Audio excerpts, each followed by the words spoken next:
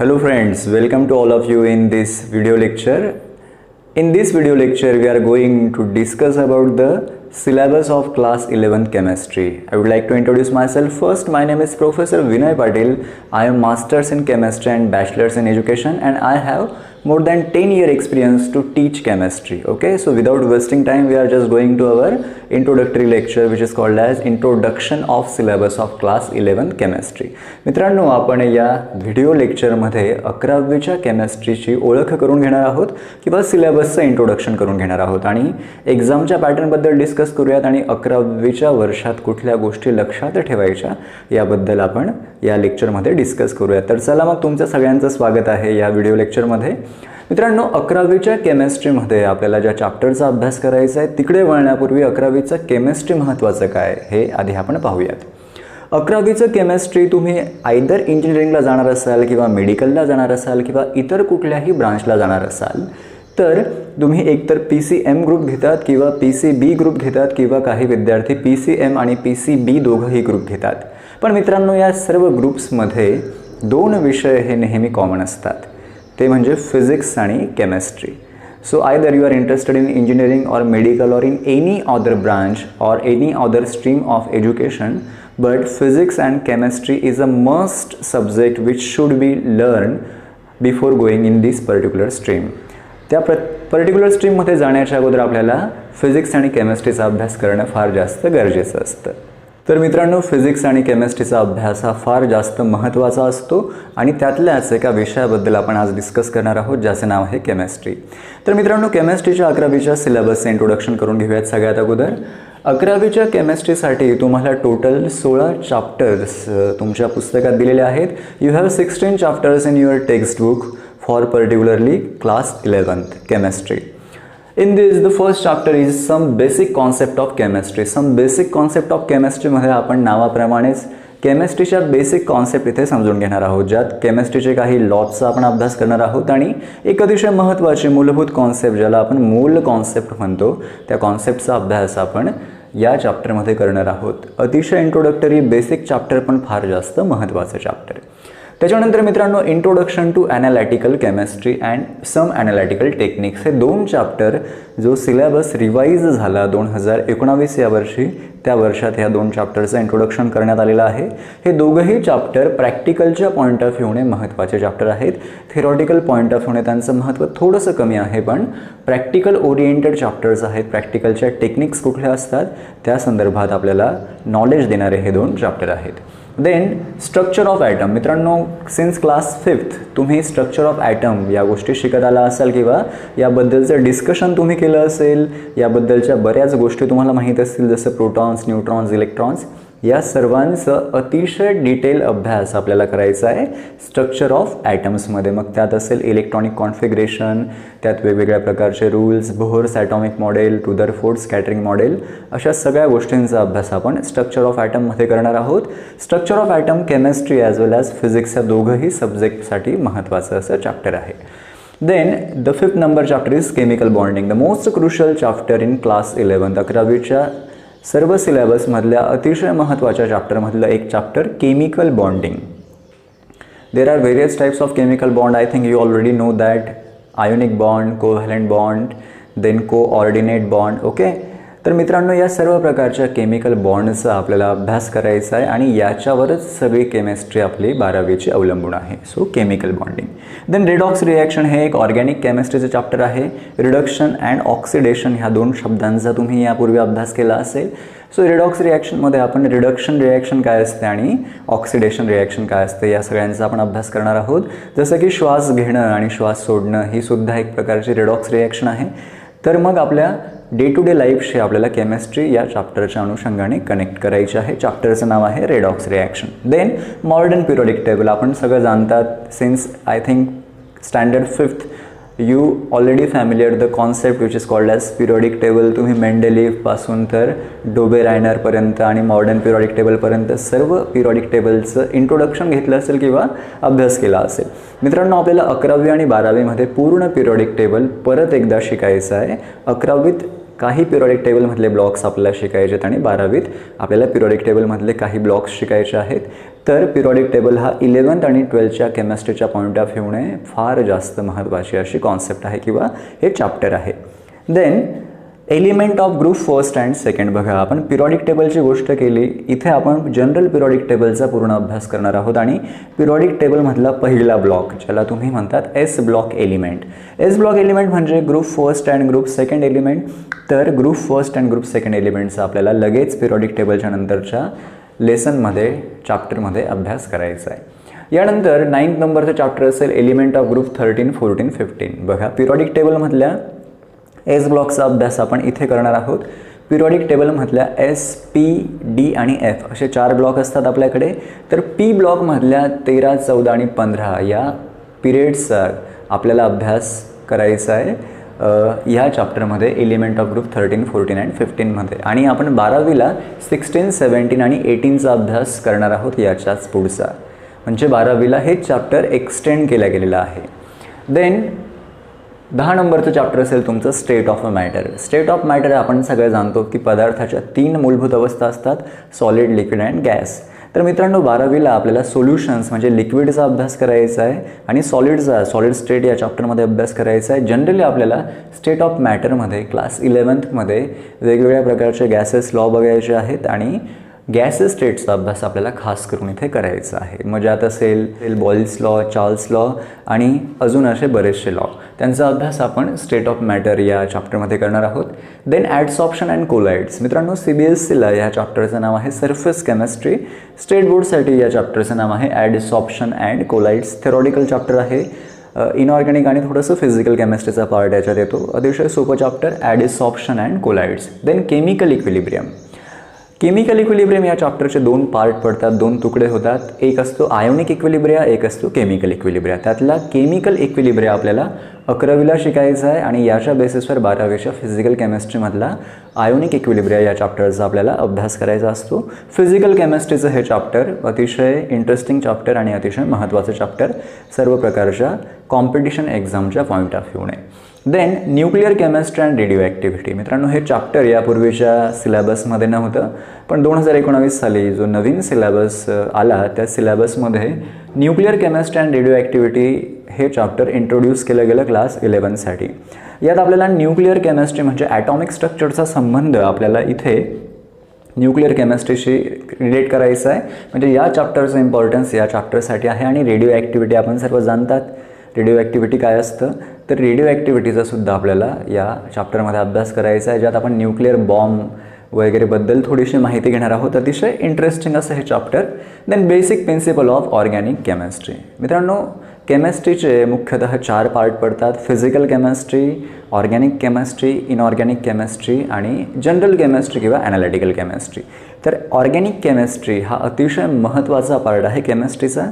Organic chemistry ही carbon आणि कार्बनच्या कंपाऊंडशी रिलेट करणारी केमिस्ट्री असते आणि त्याचं सगळ्यांचं इंट्रोडक्शन आपल्याला या चॅप्टरमध्ये बघायचं आहे, basic principle of organic chemistry. Basic principle of organic chemistry या चॅप्टरमध्ये आपण शिकणार आहोत की ॲसिड्स कुठले, ॲसिड्सचे प्रकार कुठले कुठले असतात, फंक्शनल ग्रुप काय असतात म्हणजे इथर काय असतं, त्यानंतर अमाइन्स काय असतात, अल्डिहाइड्स काय असतात, कीटॉन्स काय असतात. म्हणजे पूर्ण केमिस्ट्रीची ओळख आपल्याला या चॅप्टरच्या अनुषंगाने करून घ्यायची. त्या चॅप्टरचं नाव आहे basic principle of organic chemistry, ज्यात आपण हायड्रोकार्बन्सचा पण अभ्यास करू आणि त्याचसोबत ॲरोमॅटिक, ॲलिफॅटिक या कंपाऊंड्सचा पण आपण थोडासा त्यात अभ्यास करूयात.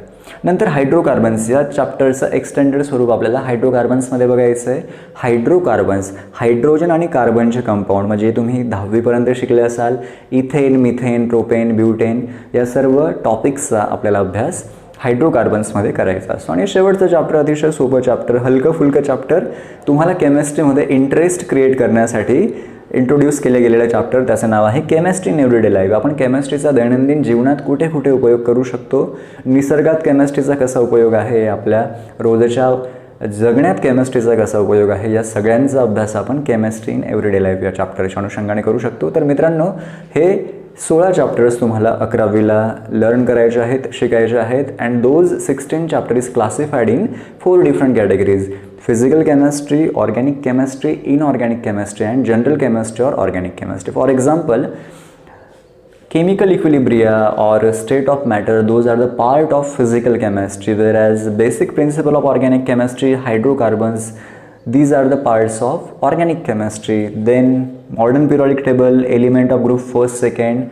element of group 13, 14, 15, these are the parts of inorganic chemistry. And lastly, chemistry in everyday life or basic analytical structure or analytical technique structure or introduction of analytical chemistry, these are the part of general chemistry or organic chemistry. तर अशा पद्धतीने आपल्याला केमिस्ट्रीच्या या पूर्ण सिलेबसचं classification 4 वेगवेगळ्या पार्ट्समध्ये करायचं आहे. आता याच्यानंतर सिलेबसच्या इंट्रोडक्शन नंतर आपण बघूयात की आपल्याला जी परीक्षा द्यायची 11वीला फायनल एक्झाम आणि 12वीची फायनल एक्झाम जे बोर्डची एक्झाम असते त्याच्यासाठी केमिस्ट्रीच्या एक्झामचा पॅटर्न कसा असतो अनुषंगाने आपल्याला अभ्यासाचं नियोजन करता येईल. ठीक आहे, तर बघूयात क्लास 12च्या केमिस्ट्रीचं पॅटर्न. तर मित्रांनो, आता बघूयात क्लास 11 आणि क्लास 12साठी फायनल एक्झामचा पॅटर्न नेमका कसा असणार आहे. हा पॅटर्न व्हॅरी होत असतो, बदलत असतो, पण फेब्रुवारी 2020चा जो एक्झामचा पॅटर्न महाराष्ट्र स्टेट बोर्डचा होता त्याप्रमाणे आपण बघूया तिथे की कुठले कुठले क्वेश्चन कशा पद्धतीने विचारले जाऊ शकतात. So question paper pattern. Question paper हे एकूण 4 सेक्शनमध्ये डिव्हाइड केलेली असते. Section A, section B, section C आणि सेक्शन डी. मित्रांनो, सेक्शन ए हा व्हेरी शॉर्ट आन्सर क्वेश्चनसाठी असतो, ज्यात MCQ आणि 1-1 मार्कचे क्वेश्चन्स विचारले जातात. ज्यात पहिला क्वेश्चन असतो select and write the most appropriate answer from given option, म्हणजेच मल्टिपल चॉईस क्वेश्चन विचारला जातो आणि त्याचे 4 ऑप्शन्स असतात. विद्यार्थ्यांना JEE किंवा CET किंवा नीट किंवा सगळ्या 12वी नंतरच्या एंट्रन्स एक्झाम ज्या पॅटर्नमध्ये द्यायच्या असतात त्या पॅटर्नची प्रॅक्टिस व्हावी म्हणून हा क्वेश्चन इंट्रोड्यूस केलेला असतो क्वेश्चन पेपरमध्ये. अतिशय महत्त्वाचा क्वेश्चन, स्कोर करणं असेल किंवा पास होणं असेल, दोघं पॉईंट ऑफ व्ह्यूने हा क्वेश्चन फार जास्त महत्त्वाचा असतो.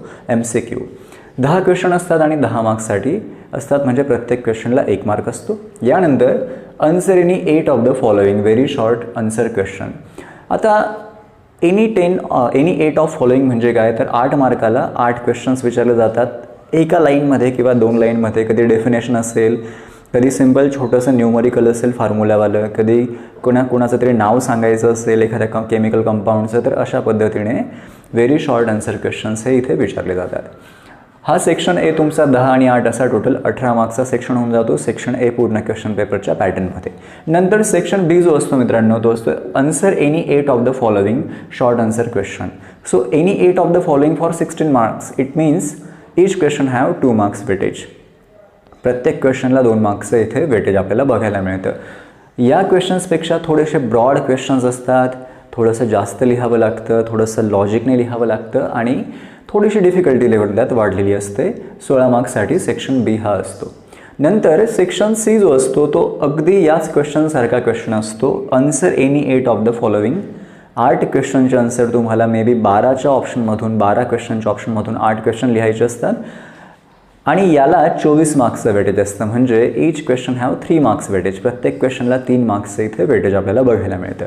असं हा सेक्शन सी 3 मार्क्सच्या क्वेश्चनवाला. आणि शेवटचा सेक्शन डी असतो answer any 3 of the following. 3 क्वेश्चनचं आन्सर आपल्याला द्यायचं असतं. इथे 5 क्वेश्चन जनरली विचारले जातात, 5 पैकी 3 क्वेश्चनचं आन्सर आपल्याला द्यायचं असतं आणि 12 मार्क्ससाठी हा क्वेश्चन असतो, म्हणजे प्रत्येक क्वेश्चनला 4 मार्क्सचं वेटेज असतं. आणि अशा पद्धतीने 18 + 16 + 24 + 12 70 मार्क्सची तुमची टोटल क्वेश्चन पेपर असते आणि 70 मार्क्स तुम्हाला आन्सर शीटमध्ये 70 मार्क्ससाठी तुम्हाला आन्सर्स लिहायचे असतात.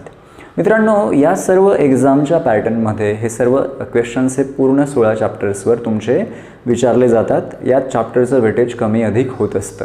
अजून एक महत्त्वाची गोष्ट की नवीन रूलप्रमाणे जवळपास 25 मार्क्सपर्यंत किंवा 25% जे क्वेश्चन असतात ते न्यूमरिकल बेस्ड असतात. कधी तुम्हाला फॉर्म्युल्यामध्ये किमती टाकाव्या लागतात, कधी थोडंसं ॲप्लिकेशन बेस्डची थोडी डिफिकल्टी लेवल असते. तर अशा पद्धतीने तुम्हाला क्वेश्चन पेपरचा पॅटर्न किंवा क्वेश्चन पेपरमध्ये आन्सर, तर अशा पद्धतीतून तुम्हाला आन्सर शीट लिहायची असते. आता सिलेबसच्या इंट्रोडक्शन नंतर आणि क्वेश्चन पेपरच्या पॅटर्न बघितल्यानंतर बऱ्याच विद्यार्थ्यांच्या मनात अशी शंका असते किंवा विद्यार्थी असा विचार करतात, 10वीची बोर्डाची एक्झाम झाली आहे, 12वीची बोर्डाची एक्झाम आहे, तर 11वीला काय करायचं, 11वीला थोडा आराम करायचा आणि 11वीला रिलॅक्स राहून थोडंसं 12वीला आपण फ्लोमध्ये लागूयात. मित्रांनो, तुम्हाला 3 महत्त्वाच्या गोष्टी या अनुषंगाने सांगतो की 11वीला नेमकं तुम्ही काय करायला हवं, ज्या अनुषंगाने 12वीला तुमचा स्कोर चांगला होईल किंवा 12वीची परीक्षा तुम्ही अतिशय चांगल्या पद्धतीने देऊ शकाल आणि जसं तुम्ही 10वीला रिझल्ट घेतला तसाच रिझल्ट तुम्ही 12वीला मिळवू शकाल. So the most important and first crucial thing is 11th is the best for class 12th. हे समजून घ्या, 11वी ही क्लास 12चा बेस आहे. 11वीच्या सिलेबसमधले काही चॅप्टर असे आहेत की जे चॅप्टर तुम्ही व्यवस्थित अभ्यास केला नाही तर 12वीला तुम्हाला ते चॅप्टर जमणारच नाहीत.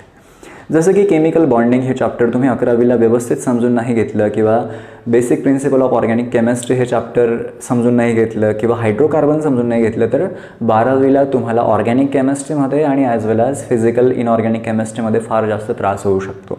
आणि 12वीला कोणी 11वीचं परत एवढं सगळं रिपीट करणं, फंडामेंटल समजून घेणं फार कठीण जातं, कारण की 12वीचा सिलेबस 11वीच्या सिलेबसच्या तुलनेने फार जास्त व्हास्ट आहे. हार्ड म्हणत नाही आहे मी, व्हास्ट आहे, मोठा आहे.